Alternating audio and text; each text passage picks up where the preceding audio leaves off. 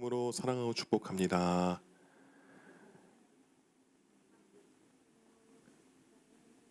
봄 날씨가 다 되었는데 이 아침 밤으로는 굉장히 쌀쌀합니다.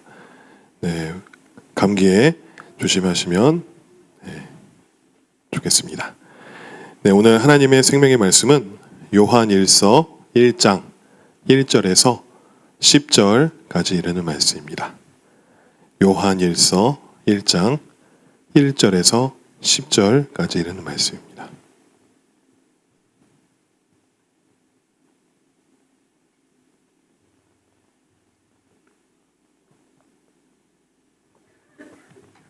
우리 함께 한 목소리로 같이 합독하도록 하겠습니다. 태초부터 있는 생명의 말씀에 관하여는 우리가 들은 바요, 눈으로 본 바요, 자세히 보고 우리의 손으로 만진 바라. 이 생명이 나타내신 바 된지라. 이 영원한 생명을 우리가 보았고 증언하여 너희에게 전하노니 이는 아버지와 함께 계시다가 우리에게 나타내신 바 된 이시니라. 우리가 보고 들은 바를 너희에게도 전함은 너희로 우리와 사귐이 있게 하려 함이니 우리의 사귐은 아버지와 그의 아들 예수 그리스도와 더불어 누림이라. 우리가 이것을 쓰면 우리의 기쁨이 충만하게 하려 함이라. 우리가 그에게서 듣고 너희에게 전하는 소식은 이것이니 곧 하나님은 빛이시라. 그에게는 어둠이 조금도 없으시다는 것이니라. 만일 우리가 하나님과 사귐이 있다 하고 어둠에 행하면 거짓말을 하고 진리를 행하지 아니하머니거니와 그가 빛 가운데 계신 것 같이 우리도 빛 가운데 행하면 우리가 서로 사귐이 있고 그 아들 예수의 피가 우리를 모든 죄에서 깨끗하게 하실 것이요. 만일 우리가 죄가 없다고 말하면 스스로 속이고 또 진리가 우리 속에 있지 아니할 것이요. 만일 우리가 우리 죄를 자백하면 그는 미쁘시고 의로우사 우리 죄를 사하시며 우리를 모든 불의에서 깨끗하게 하실 것이요. 만일 우리가 범죄하지 아니하였다 하면 하나님을 거짓말하는 이로 만드는 것이니 또한 그의 말씀이 우리 속에 있지 아니하니라. 아멘. 이 본문 말씀을 통하여서 우리의 사귐이라는 제목을 가지고 여러분과 은혜를 함께 나누기 원합니다. 요즘 우리가 이 살아가는 이 세상을 보면은 사람들과 가장 많이 연결된 시대에 살고 있습니다. 우리 모두가 다 스마트폰을 갖고 있습니다. 그래서 스마트폰을 열면 카톡, 또한 SNS, 문자, 전화, 언제든지 누구와도 연락할 수 있습니다. 해외에 나갔다 하더라도 영상통화를 통해서 바로 그 사람과 얼굴을 보며 통화를 할 수 있는 그런 시대에 살고 있습니다. 멀리 있어도 공간적, 시간적 제한이 있어도 그런 것을 다 우리가 제한을 받지 않고 언제든지 연락할 수 있고 또한 그것을 통해서 서로 교제할 수 있는 그런 시대를 살아가고 있습니다. 그런데도 불구하고 역사상 가장 외로운 시대에 살고 있다고 말하고 있습니다. 친구는 많은 것 같은데 마음을 나눌 사람은 많이 없고 SNS에는 수백 명의 사람이 있지만 정작 힘들 때 연락할 사람은 몇 명 되지 않습니다. 왜 그럴까요? 그 이유는 우리 시대에 연결은 많지만 이 사귐이 없기 때문입니다. 많은 사람은 알고 많은 사람들과 지냈지만 그런 연결은 많이 있었지만 이 사귐은 몇몇 정해져 있고 제한적이라는 것입니다. 이 성경은 원래 인간을 하나님과 사귀도록 우리를 창조하셨습니다. 그 말씀하셨습니다. 하지만 인간은 그 죄로 인하여서 가장 중요한 관계인 하나님과의 관계가 깨졌습니다. 그래서 인간 마음속에는 채워지지 않는 이 공허함이 있는 것입니다. 제가 어렸을 적에 제가 다닐 때는 국민학교였습니다. 국민학교다 이제 6학년 때 초등학교가 됐는데 국민학교 2, 3학년 때 제가 죽음에 대해서 심각하게 생각했던 적이 있었습니다. 그러니까 이제 우리 우리 KDS의 우리 진이나 민소리만한 때였죠. 그때 죽음에 대해서 한번 생각해 본 적이 있었습니다. 과연 내가 죽으면 어떻게 될까?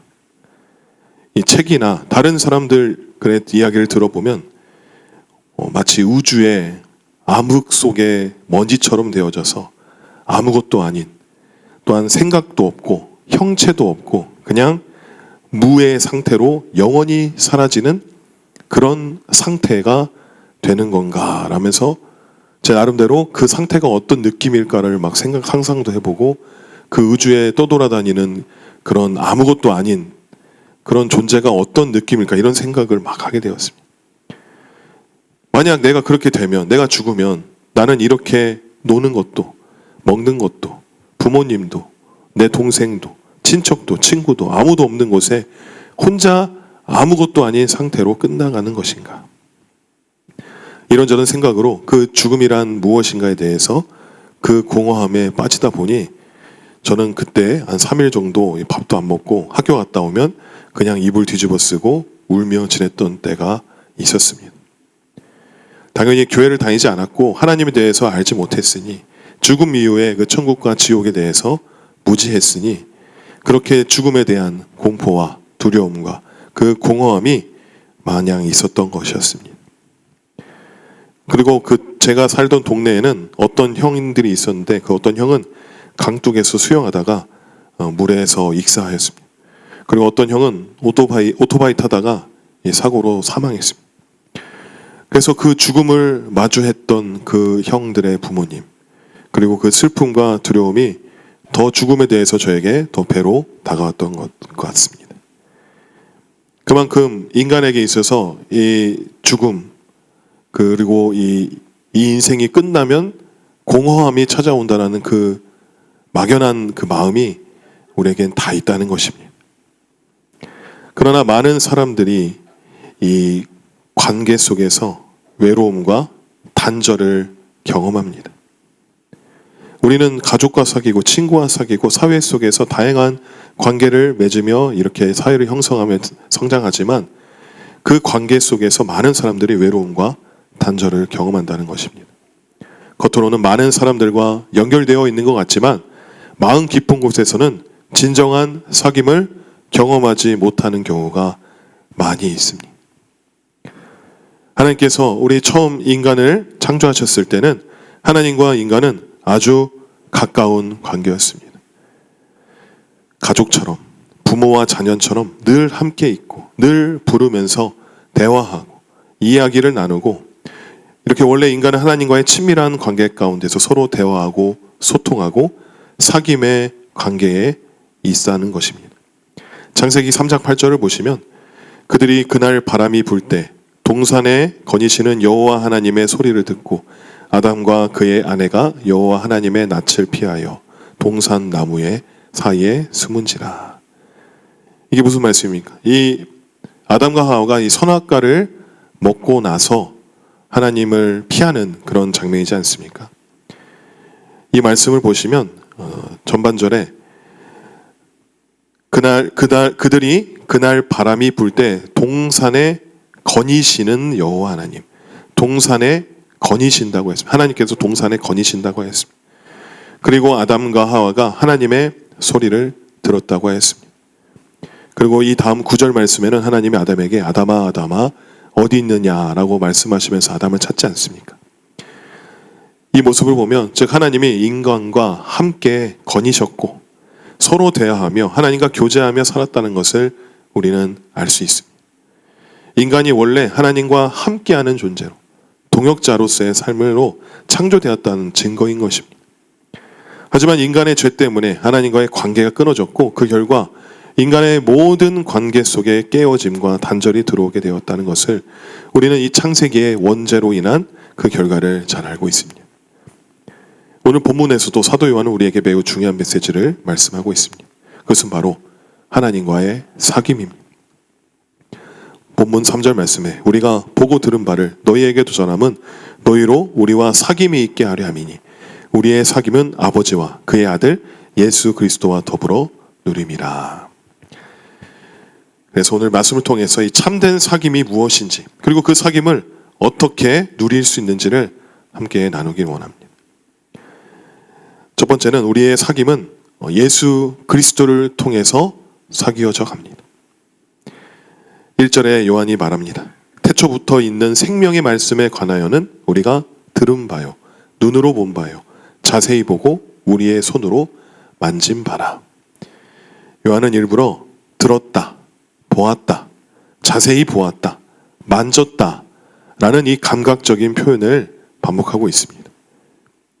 왜 이렇게 강조를 하였던 것인가? 그것은 바로 이 당시 이 시대의 교회 안에 영지주의라는 이 사상이 퍼지고 있었기 때문입니다. 영지주의자들은 이렇게 주장했습니다. 하나님은 영이기 때문에 육체를 가질 수 없다.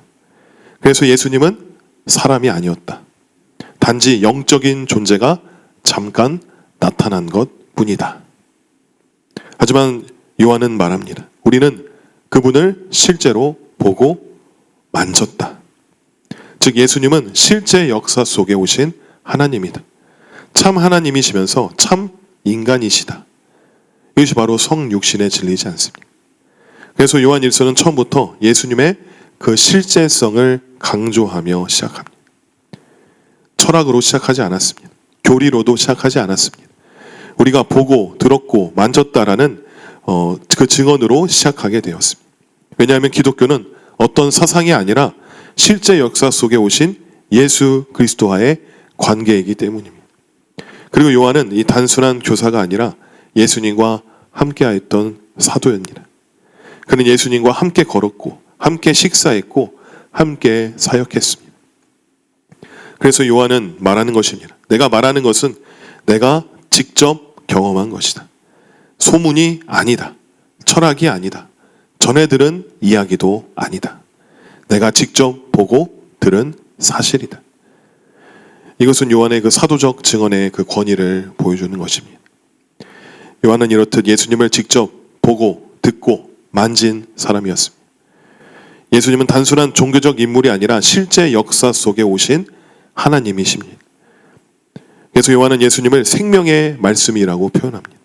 왜냐하면 예수님 안에 참 생명이 있기 때문입니다. 그래서 2절을 보시면 이 생명이 나타내신 바 된지라. 하나님께서 생명을 우리에게 보여주신 것입니다. 사람들은 종종 이렇게 생각합니다. 내가 열심히 살면 하나님과 가까워질 수 있지 않을까. 하지만 성경은 말합니다. 우리가 하나님께 올라간 것이 아니라 하나님이 우리에게로 내려오셨습니다. 바로 예수 그리스도를 통해서 내려오셨습니다. 그래서 우리의 사귐은 어떠한 노력으로 되는 것이 아니라 예수 그리스도를 통하여 시작되는 것입니다. 예수님을 믿을 때 우리는 하나님과 화목하게 되고 하나님과의 관계를 회복하게 되는 것입니다. 이것이 바로 복음의 핵심인 것입니다. 이 요한은 자신이 경험한 예수님을 혼자 간직하지 않았습니다. 3절 전반절에 이렇게 말합니다. 우리가 보고 들은 바를 너희에게 전함은. 여기서 전한다라는 것은 선포한다, 증언한다라는 의미입니다. 왜냐하면 이 복음은 숨겨두는 이야기가 아니라 전해야 할 소식이기 때문입니다. 요한과 사도들은 예수님을 보고 예수님을 경험하고 그 복음을 세상에 전하였습니다. 그래서 이 교회는 복음을 듣는 공동체이면서 동시에 복음을 전하는 공동체입니다. 이 복음의 목적은 단순히 정보를 전달하는 것이 아니라 하나님과의 관계를 회복하는 것에 있다는 것입니다. 그래서 우리가 하나님과의 사귐 속에서 우리의 기쁨은 충만해집니다. 그래서 우리가 보고 듣고 만진 그 생명의 말씀, 우리가 경험한 예수 그리스도를 너희에게 전한다, 선포한다. 그 목적은 바로 하나님과의 사귐으로 충만한 기쁨에 이르기 위함이다라는 것을 이 사도 요한이 1장을 통해서 말씀하고 있는 것입니다. 그리고 두 번째는 우리의 사귐은 바로 하나님과의 사귐입니다. 요한은 이 3절 후반부에 이렇게 말합니다. 우리의 사귐은 아버지와 그의 아들 예수 그리스도와 더불어 누림이라. 여기서 말하는 이 사귐은 단순한 친분이 아닙니다. 이 사귐은 이 헬라어로 이 코이노니아라는 단어입니다. 이 말은 교제, 나눔, 관계, 함께함이라는 그 의미를 가지고 있습니다. 즉 하나님과 우리의 관계는 형식적인 종교 관계가 아니라 바로 인격적인 관계인 것입니다. 많은 사람들이 이 신앙을 이 종교 활동으로 생각합니다. 예배 드리는 거, 기도하는 거, 교회 나가는 거. 하지만 하나님이 원하시는 것은 그런 종교 활동이 아니라 바로 인격적인 그런 사귐의 관계입니다. 그래서 하나님은 우리와 사귀기를 원하십니다. 마치 부모와 자녀의 관계처럼, 사랑하는 사람과의 관계처럼 하나님과의 친밀한 관계를 맺기를 원하십니다. 그래서 신앙의 핵심은 하나님과 얼마나 친밀하게 사귀고 있는가인 것입니다. 예배도, 기도도, 말씀도, 모든 사역도 바로 하나님과의 사귐을 위한 통로인 것입니다. 그리고 세 번째는 우리의 사귐은 이 빛 가운데서 이루어집니다. 5절 중반절에 이렇게 말합니다. 하나님은 빛이시라. 그에게는 어둠이 조금도 없으시다는 것이니라. 하나님은 빛이십니다. 이 빛은 거룩함, 진리, 의를 의미합니다. 그래서 하나님과 사귀기 위해서는 우리가 빛 가운데 살아야 합니다. 어떤 사람이 밤에 집에 들어갔습니다. 집안이 너무 어두워서 방 안에 무엇이 있는지 보이지 않았습니다. 바닥에 물건이 널려 있고 쓰레기도 있고 먼지도 가득했습니다. 그런데 그 사람이 전등 스위치를 켜니까 순간적으로 방 안이 밝아졌습니다. 그러자 무엇이 보였겠습니까? 지저분한 것들이 보이고 정리되지 않은 것들이 보이고 치워야 할 것들이 보이게 되었습니다. 이처럼 빛이 들어오면 숨겨져 있던 것들이 드러나기 마련입니다. 우리의 삶도 같습니다.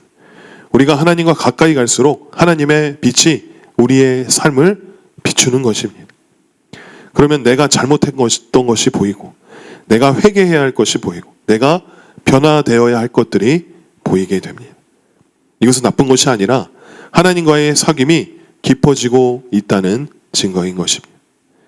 그래서 7절을 보시면 그가 빛 가운데 행하신 것 같이 우리도 빛 가운데 행하면 서로 사귐이 있고, 여기서 중요한 사실이 있습니다. 빛 가운데 행할 때 사귐이 유지된다는 것입니다. 즉 죄를 숨기며 살면 하나님과의 관계가 멀어집니다. 죄는 언제나 그 관계를 깨트리는 속성이 있습니다.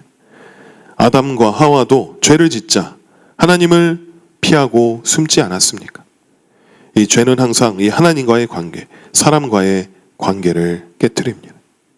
하지만 우리가 빛 가운데 살아갈 때 하나님과의 사귐이 회복되는 것입니다. 그리고 네 번째는 우리의 사귐은 죄의 고백을 통해 유지됩니다. 8절 말씀에 만일 우리가 죄가 없다고 말하면 스스로 속이고 또 진리가 우리 속에 있지 아니할 것이요. 사람은 누구나 죄인입니다. 신앙생활을 오래 해도 우리는 여전히 연약함이 있습니다.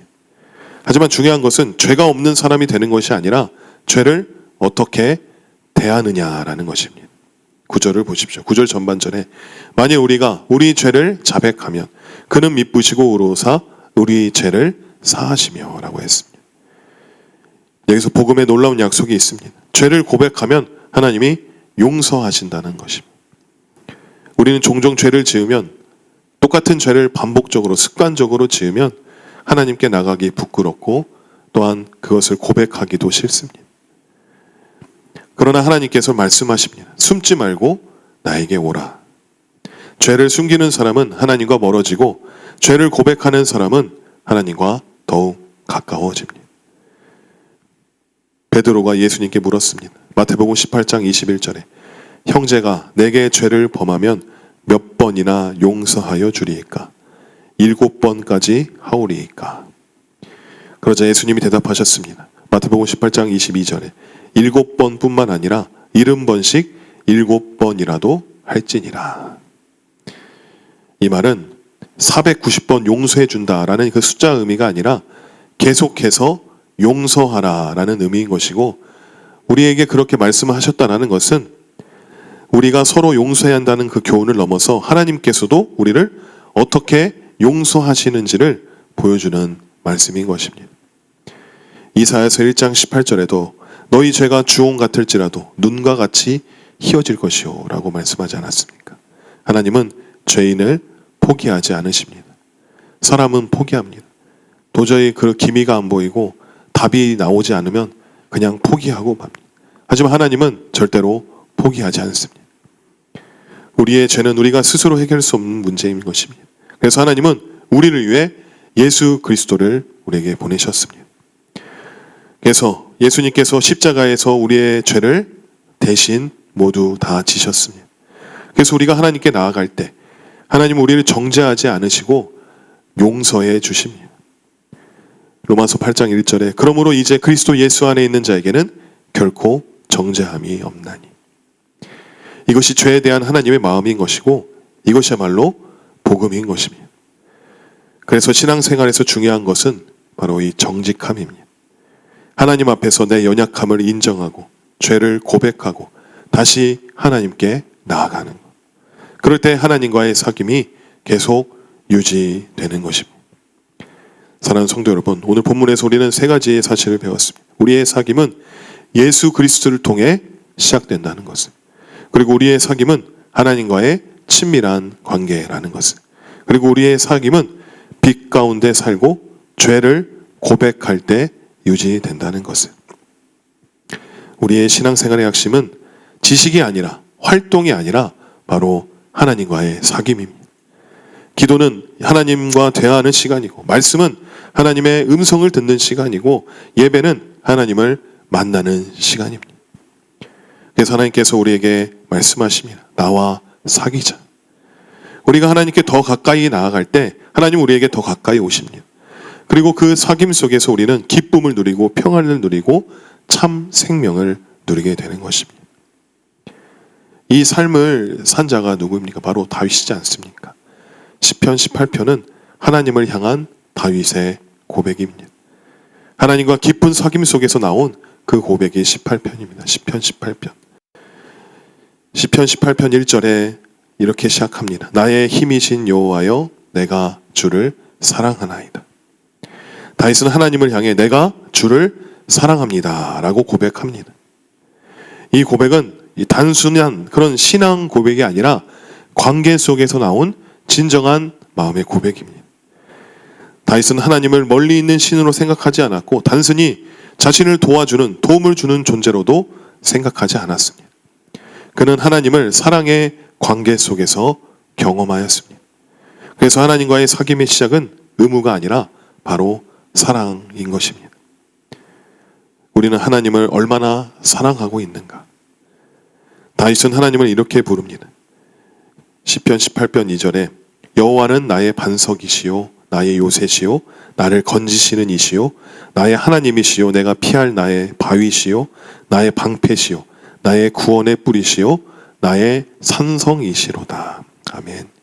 여기서 반복되는 단어가 있습니다. 그것은 바로 나의 반석, 나의 요새, 나의 방패.